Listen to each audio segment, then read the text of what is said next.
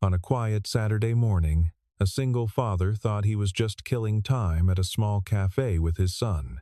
He wasn't looking to fix anyone. He wasn't looking for love.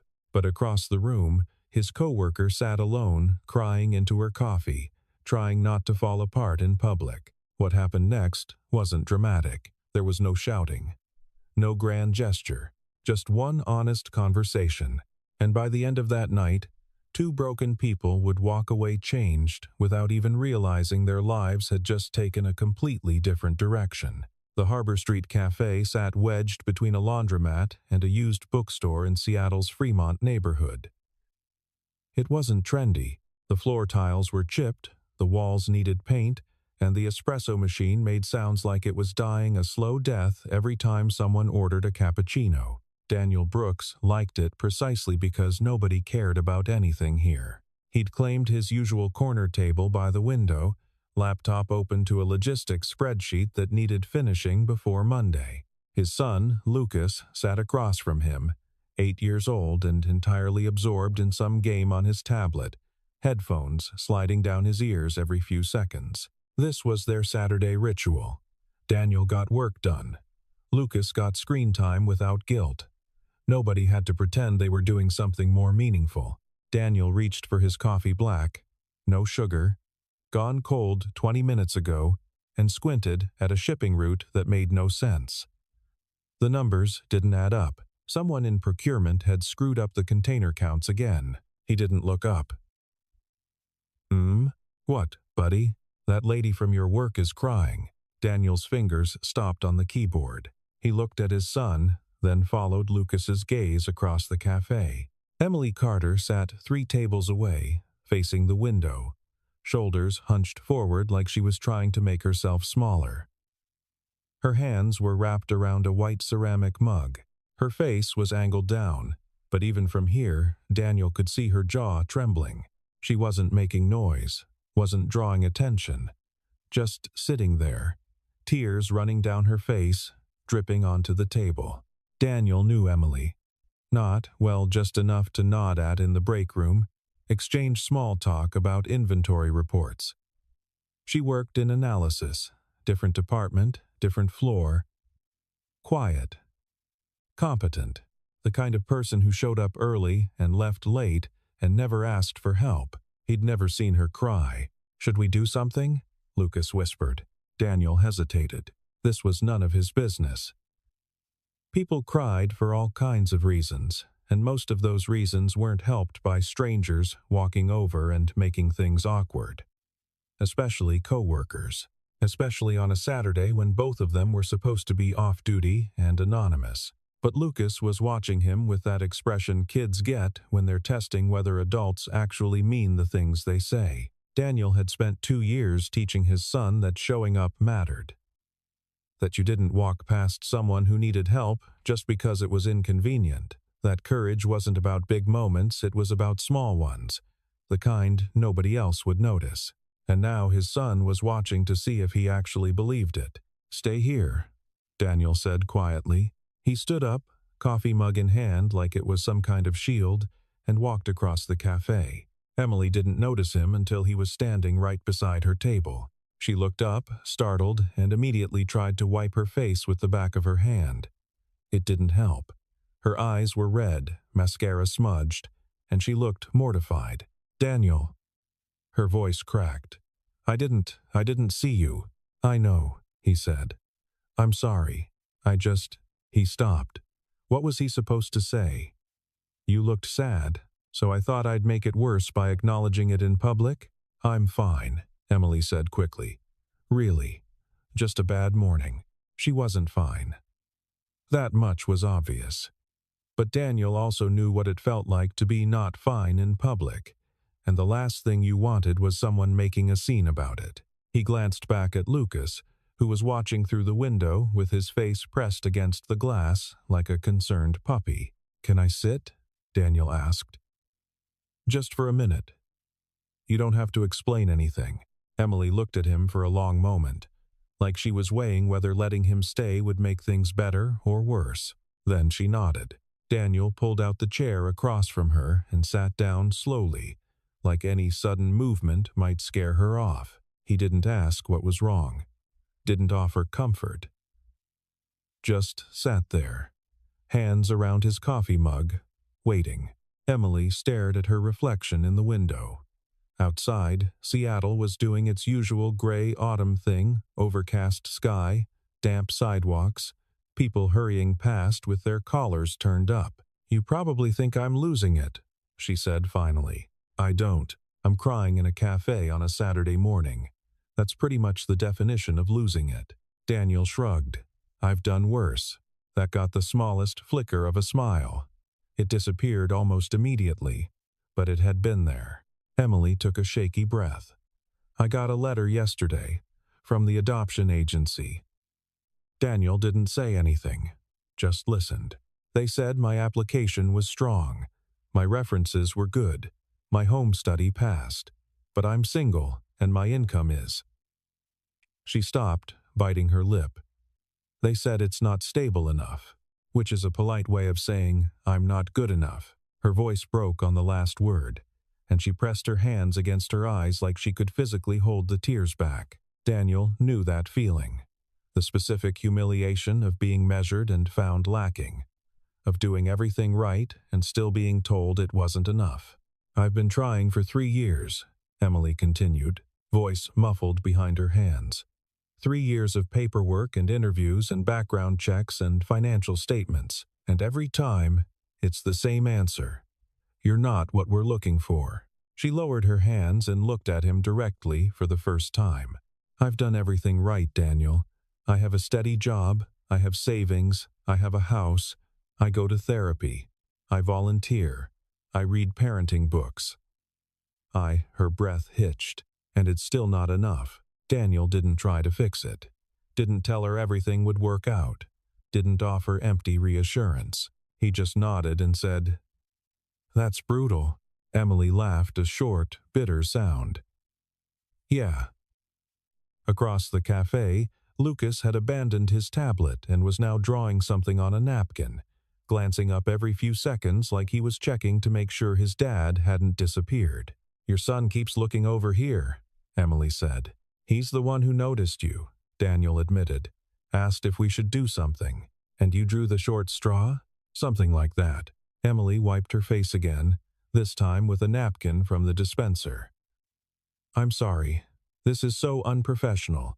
You shouldn't have to deal with—" "It's Saturday," Daniel interrupted. "We're not at work. And you're allowed to have a bad day." She looked at him like she didn't quite believe that was permitted. "I know you probably want to be alone," Daniel continued. "I get that. But for what it's worth, my kid is watching.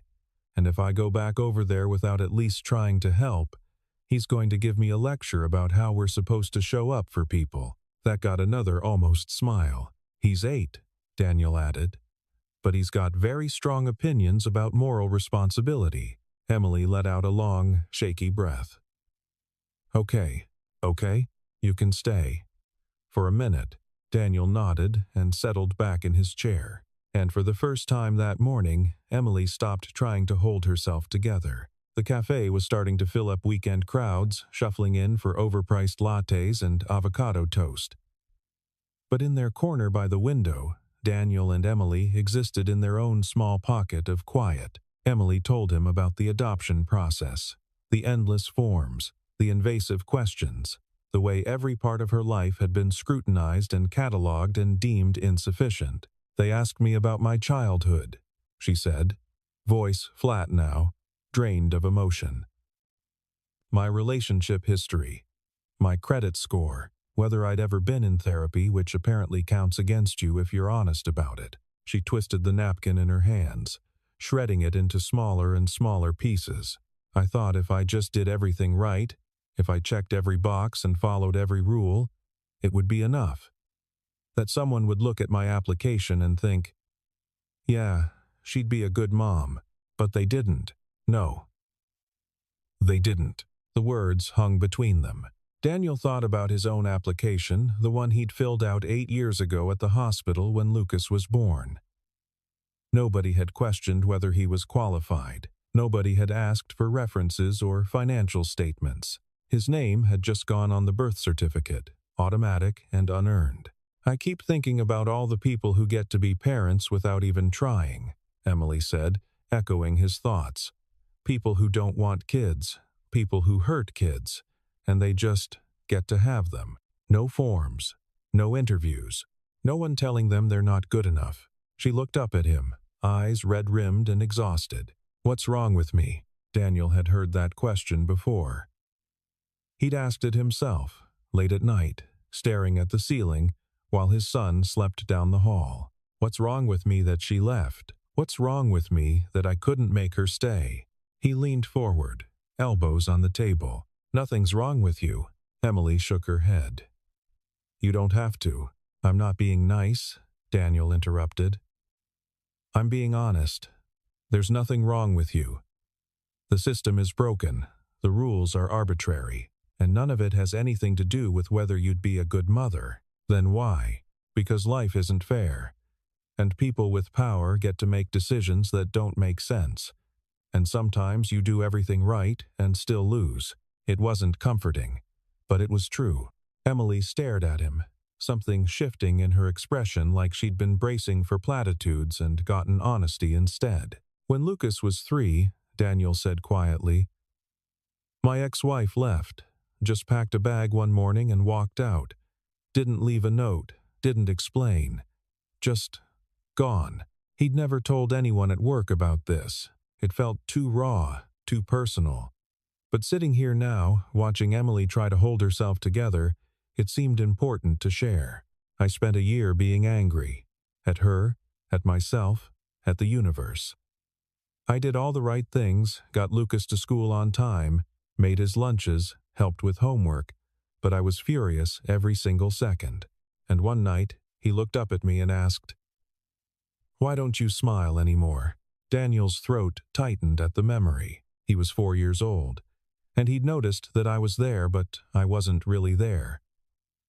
I was showing up physically, but I'd checked out emotionally, and that's when I realized wanting to be a good dad wasn't enough. I had to actually do the work of being present. Emily's eyes were wet again, but she wasn't looking away. "You're doing the work," Daniel said. "You're showing up. And someday, some kid is going to be lucky to have you. Not because you filled out the right forms, but because you didn't give up." She didn't respond right away. Just sat there, letting the words settle. When she finally spoke, her voice was barely above a whisper. "Thank you. For what? For not telling me it'll all work out. For not saying everything happens for a reason." She met his eyes. "For telling me the truth." They sat in the cafe for another 20 minutes, the conversation shifting from heavy to quiet to almost comfortable. Daniel told her more about those early years with Lucas. The sleepless nights, the tantrums, the overwhelming certainty that he had no idea what he was doing. "Everyone kept telling me kids are resilient," he said. And I kept thinking, "That's not an excuse to mess them up." Emily nodded. "People love saying that, like it gives them permission to do less." "Exactly. How did you get through it?" Daniel thought about that. "I stopped waiting to feel ready." I was never going to feel ready. I just started showing up and hoping that was enough. Was it? He glanced over at Lucas, who'd fallen asleep with his head on his backpack, marker still clutched in his hand. "I think so. Most days." Emily followed his gaze. "He seems like a good kid." "He is. Better than I deserve, probably." "Don't do that." Daniel looked at her. "Do what?" "Downplay yourself. You're here on a Saturday morning, working and watching your kid and still taking time to check on someone who's falling apart. That's not nothing." It was strange, hearing his own advice reflected back at him. "My ex used to say I cared too much about other people's problems," Daniel admitted. "That I needed to focus on my own life instead of trying to fix everyone else's." Is that why she left? I don't know. She never actually explained, just sent an email 6 months later saying she needed space and wasn't coming back. An email. Yeah, that's... Emily trailed off, shaking her head. "I'm sorry. Don't be. Honestly, Lucas is better off without her. Kids don't need two parents, they need consistent ones. And she wasn't consistent. Emily looked down at her shredded napkin. Do you ever wonder if you could have done something differently? Made her stay every day for the first year. And now? Now I know it wouldn't have mattered. She didn't leave because of me. She left because she wasn't ready to be a parent. And no amount of me trying harder would have changed that. He paused, then added, wanting something doesn't make you worthy of it. Showing up does. The words sat between them like stones dropped into still water. Emily absorbed them slowly, turning them over in her mind. Wanting something doesn't make you worthy of it, she repeated. Showing up does. Yeah, she exhaled. That's actually helpful. In a kind of devastating way. Daniel smiled faintly. I'll take it. The cafe had reached that midday lull where the morning rush was over and the lunch crowd hadn't arrived yet. The barista was wiping down tables, stacking chairs, the espresso machine finally quiet. Emily had stopped crying. Her face was still blotchy, mascara still smudged, but she looked more solid somehow, less like she might collapse. I should go, she said, but she didn't move. You don't have to. I've already taken up your whole morning. Lucas is asleep. I've got nowhere to be. She smiled small but real. Your spreadsheet might disagree. The spreadsheet can wait. They sat in companionable silence for a moment, watching people pass by the window. Can I ask you something? Emily said. Sure. Do you think I'm crazy? For wanting this so badly? Daniel considered the question seriously. If you were doing this because you felt like you were supposed to, or because you thought it would fix something. But that's not what this is. How do you know? Because people who are doing it for the wrong reasons don't cry when they get rejected. They get mad. They blame the system. They give up. He met her eyes.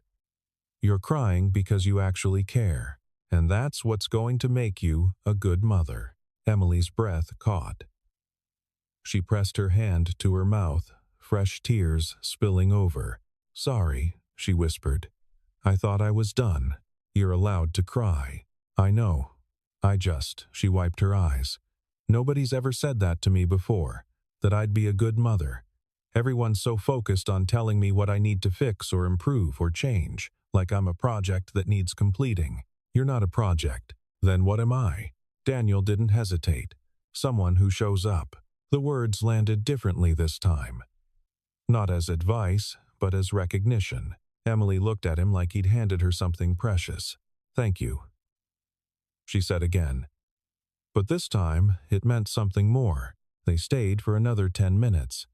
The conversation drifting to safer topics, work gossip, Seattle weather, the best places to get coffee that weren't this cafe.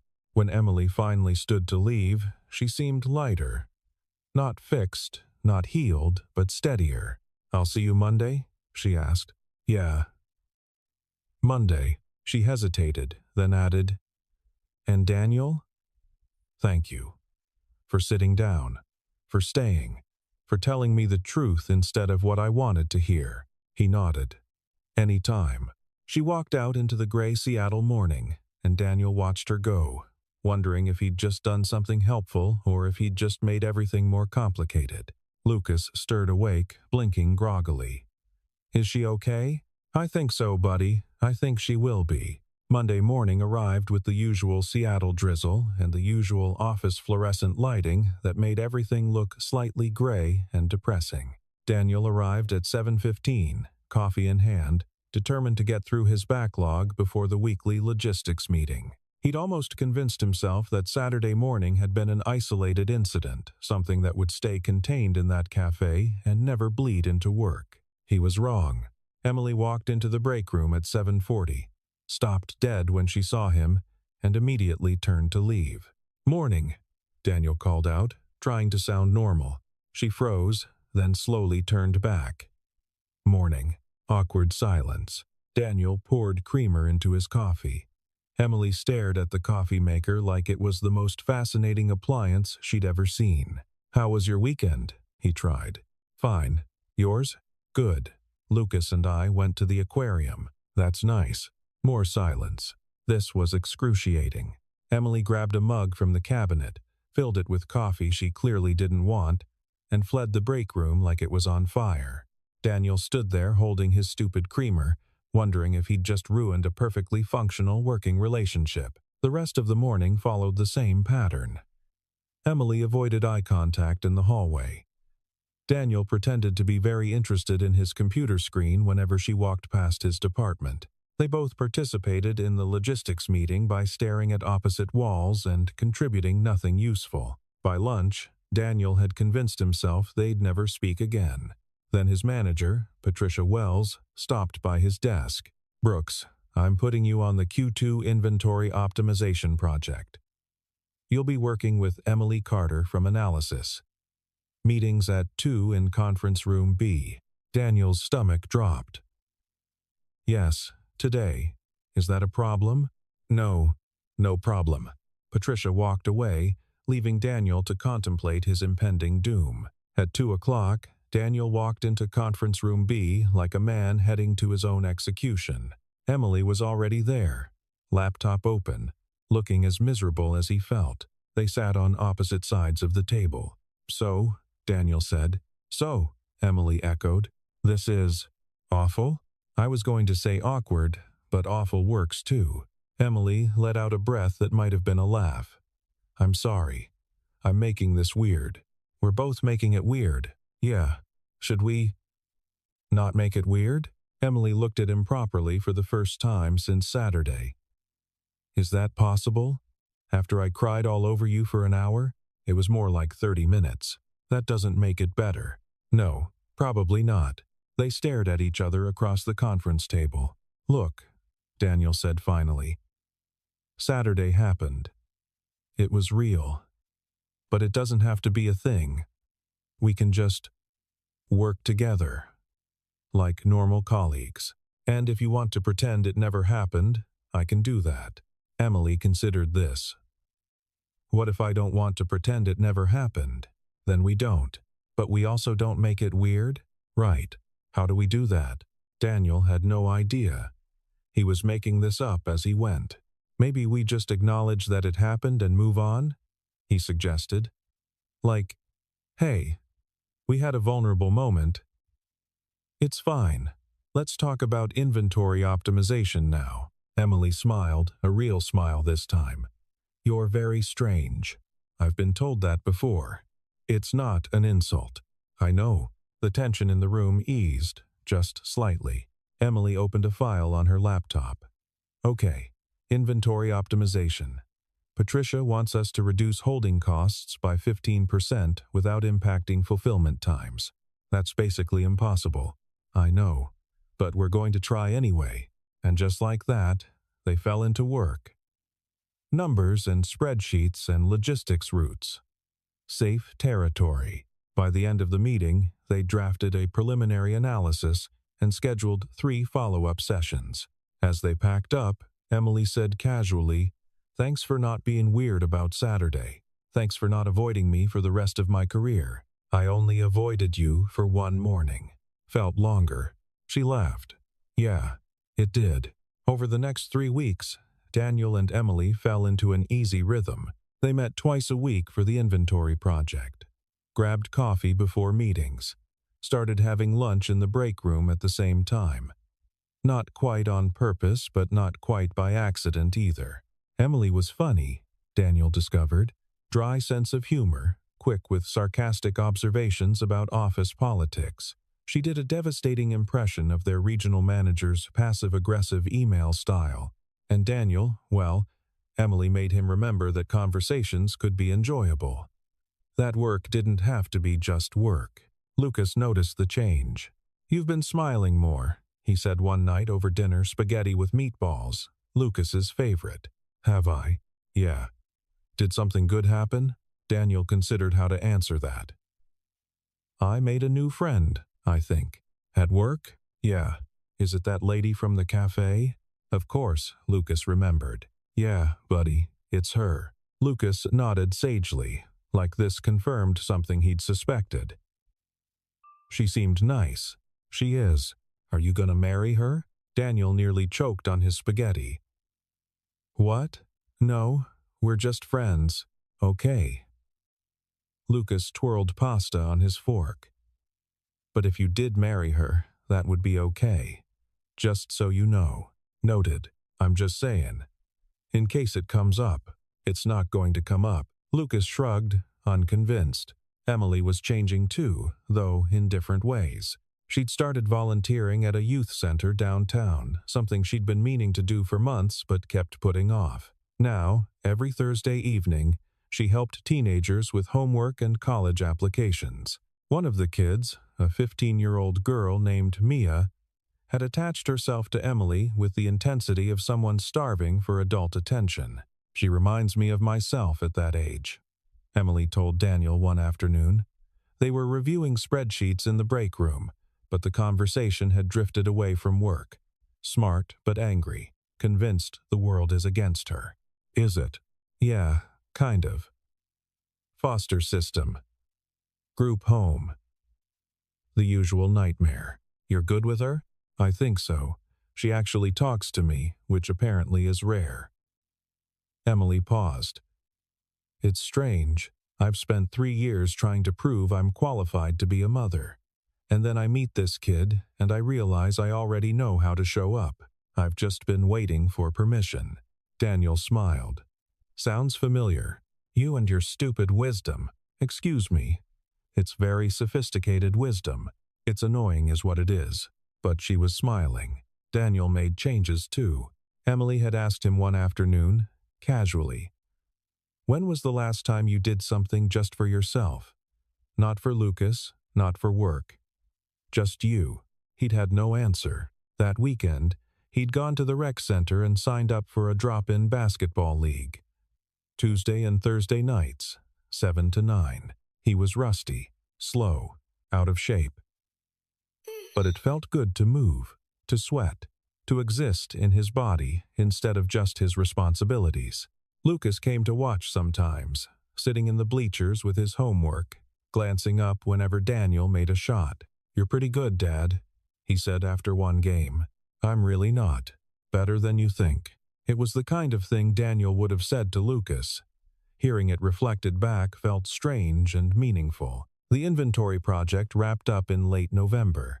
They'd exceeded their target's 17% reduction in holding costs, no impact on fulfillment times. Patricia was thrilled. Great work, you two, she said in their final presentation. We'll be rolling this out across all distribution centers by Q1. After the meeting, Daniel and Emily walked back to their desks together. We should celebrate, Daniel said. Yeah? Yeah. Get dinner or something. Actually, leave the building for once. Emily hesitated. Like a date? The question hung in the air. Like two colleagues who just finished a successful project and want to eat food that isn't from the break room microwave, Daniel said carefully. Right. Obviously. Unless, no, that makes sense. Okay. Neither of them moved. Thursday night? Emily suggested. After I'm done at the youth center? Thursday works. It's not a date. Definitely not a date. Just colleagues. Exactly. But when Thursday came and they met at a small Italian restaurant in Capitol Hill, it felt suspiciously like a date. Dinner became a regular thing. Every week or two, they'd find an excuse to meet somewhere outside the office. A new coffee shop, a bookstore, the market on Pike Place. It was easy, comfortable, safe. Too safe, maybe. Daniel started noticing things he shouldn't notice. The way Emily laughed at his terrible jokes. How she remembered small details about Lucas, his favorite dinosaur, his science project deadline. The way she absently touched his arm when she was making a point. And the way he looked forward to seeing her a little too much. This was dangerous territory. Daniel had promised himself after his ex left that he wouldn't do this again. Wouldn't let someone in. Wouldn't risk Lucas getting attached to another person who might leave. But here he was, thinking about Emily during his commute, checking his phone for her messages, feeling something that looked uncomfortably like hope. Emily was feeling it too, and it terrified her. She'd spent 3 years building a life designed for one. A house with one bedroom occupied. Routines built around her schedule. Plans that didn't require anyone else's input. And now Daniel was there, gentle and steady and present, making her want things she'd convinced herself she didn't need. But what if she was misreading this? What if Daniel just saw her as a friend, a project, someone to fix? What if she was just filling the gap his ex-wife left a convenient solution to his loneliness, a potential mother figure for Lucas? The thought made her feel sick. She didn't want to be someone's consolation prize. Didn't want to be chosen because she was available and safe, not because she was actually wanted. So she started pulling back. Small things at first. Taking longer to respond to messages. Being busy when he suggested getting coffee. Keeping conversations strictly professional. Daniel noticed. "Are you okay?" he asked one afternoon in the break room. "Fine. Just busy." "Is it something I did?" "No. I'm just busy." But her voice was tight, defensive, and they both knew it was a lie. A week later, Daniel asked her directly, "Emily, what's going on?" They were in conference room B again, supposedly reviewing quarterly reports. But the spreadsheets sat untouched. "Nothing's going on. You've been avoiding me." "I haven't. You have. And if I did something wrong, I need to know so I can fix it." Emily closed her laptop. "You didn't do anything wrong. Then what is it?" She didn't answer right away, just sat there, wrestling with whether to tell the truth or keep hiding. Finally, she said, "I need to know what this is." "What do you mean?" "This. Us. Whatever we're doing. I need to know if it's real or if I'm just—" She stopped, gathering courage. "If I'm just convenient." Daniel stared at her. "Convenient? Yeah. You're a single dad. I'm a single woman who wants kids. It's neat. It solves problems for both of us. But that's not the same as actually wanting someone. You think I'm spending time with you because it's convenient? I don't know. Maybe. People do that. They settle for what's easy instead of what they actually want." "Emily, I won't be anyone's consolation prize," she said, voice sharp now. "I won't be the person you choose because I'm there and I fit the requirements. I've spent 3 years being evaluated like I'm a checklist, and I'm not doing that again. Not with you." She stood up, grabbed her laptop, and walked out. Daniel sat alone in the conference room, stunned. 3 days passed. Daniel didn't see Emily at work. She'd called in sick, or maybe she was just avoiding him. He couldn't tell. Lucas asked why he looked sad. "I think I messed something up," Daniel admitted. "With your friend?" "Yeah. Did you say sorry?" "I don't know what to say sorry for." Lucas considered this with the seriousness of an 8-year-old philosopher. "Maybe you should ask her what you did. Then you'll know what to say sorry for." "That's actually pretty smart, buddy." "I know." On Friday evening, Daniel sent Emily a text. "Can we talk?" "Not at work." Somewhere neutral. She didn't respond for 2 hours. Then, Lakeside Park. Tomorrow, 6 p.m. Lakeside Park sat on the shore of Lake Washington, a thin strip of grass and trees between the water and the city. In December, it was nearly empty, too cold for picnics, too dark for joggers. Daniel arrived 10 minutes early, hands shoved in his jacket pockets, breath visible in the cold air. Emily showed up exactly at 6, punctual as always. They stood facing each other on the path, neither quite sure how to start. "Thank you for meeting me," Daniel said finally. "I almost didn't. I know. But I figured we should actually talk instead of just avoiding each other forever." "Yeah." They started walking, falling into step side by side, not quite touching. "I'm not good at this," Daniel said. "Talking about feelings, explaining myself. I spent so long just surviving after my ex left that I forgot how to do anything else. You don't have to, but I need to, because you deserve to know the truth. And I'm tired of being scared." That got Emily's attention. She looked at him properly. "I'm not spending time with you because it's convenient," Daniel continued.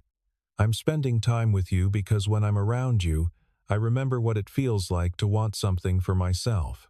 Not for Lucas, not for work, for me. He stopped walking, turned to face her. You asked if this is real. It is, at least for me. I don't know when it happened, probably somewhere between the cafe and the inventory project, but at some point, you stopped being my coworker or my friend or someone I was trying to help. You became the person I wanted to talk to at the end of the day. The person I thought about when I was supposed to be thinking about shipping routes. Emily's eyes were bright in the fading light. But here's the thing, Daniel said. I'm terrified. Because the last time I let myself want someone, she left. And I don't want Lucas to get attached and lose someone else. And I don't want to mess this up by wanting it too much. So what are you saying? I'm saying this is real. And I'm scared. And I understand if that's not enough for you. Emily was quiet for a long moment, staring out at the water. When she finally spoke, her voice was steady but soft. I've spent 3 years trying to prove I'm enough. Filling out forms, improving myself, checking boxes, and I've been so focused on being qualified that I forgot to ask what I actually want. She turned to look at him. I want this. Whatever this is. Not because it solves my problems or fits a timeline, but because you're kind and funny and you show up. And when I'm with you, I don't feel like I'm being evaluated. I just feel like myself. Yeah? Yeah. She hesitated. But I need to know you're choosing me. Not because I'm convenient or safe. Because you actually want me. I do. Even though I'm complicated and stubborn and I cry in cafes. Especially because of that. Emily laughed, a real laugh this time, not bitter or defensive. Just honest. Okay. Let's try this. Whatever this is. No pressure, no expectations. Just showing up. Yeah, they stood there on the path, the city lights reflecting on the water behind them. The cold December air biting at their faces, and for the first time in years, both of them felt something that looked like hope. 4 months later, Harbor Street Café hadn't changed.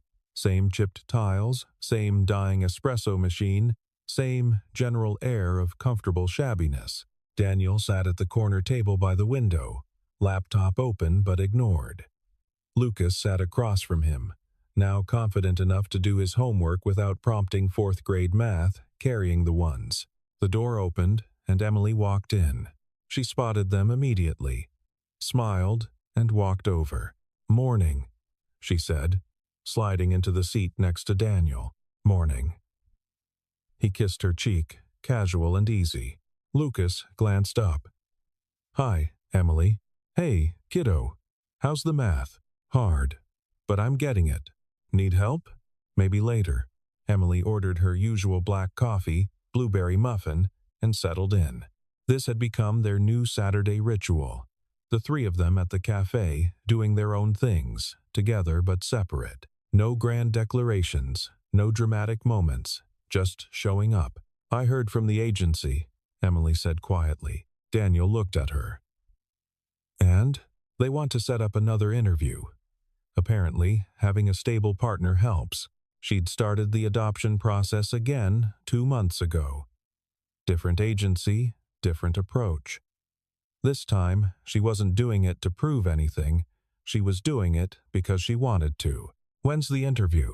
Next Tuesday. You don't have to come. I'll be there. Are you sure? Emily. I'll be there. She smiled, relieved and grateful, and maybe a little bit scared. Lucas finished his math problem and looked up at them. Does this mean I might get a sister? Maybe, Emily said. Someday. If everything works out, cool. He went back to his homework, unbothered by the complexity of adults trying to build a family from spare parts. Later, after Lucas had wandered off to look at the bookstore next door, Emily and Daniel sat alone at the table. This is weird, right? Emily said, going back to the place where it started. Good weird or bad weird? Good weird. Definitely good weird. Daniel thought about that morning 4 months ago. Emily crying. Him walking over. the choice to sit down instead of walking past. "I keep thinking about what you said," Emily told him. "That Saturday, about showing up. Yeah? I've been thinking about it differently now. It's not just about being physically present. It's about choosing to stay even when things are hard, even when you're scared." "That sounds exhausting." "It is. But it's also the only thing that matters." Daniel reached across the table, took her hand. "You know what's strange? I came here that morning thinking I was just killing time. And I walked out with what? I don't know yet. But something that feels like a life instead of just a routine." Emily squeezed his hand. "Same." They sat there, hands linked across the table, watching people pass by the window. The barista walked by to refill their coffee. The espresso machine wheezed to life. Outside, Seattle did its usual gray winter thing. And in the corner by the window, two people who'd once been strangers sat together. Not because they had to, not because it solved their problems, but because they'd chosen each other, one honest conversation at a time.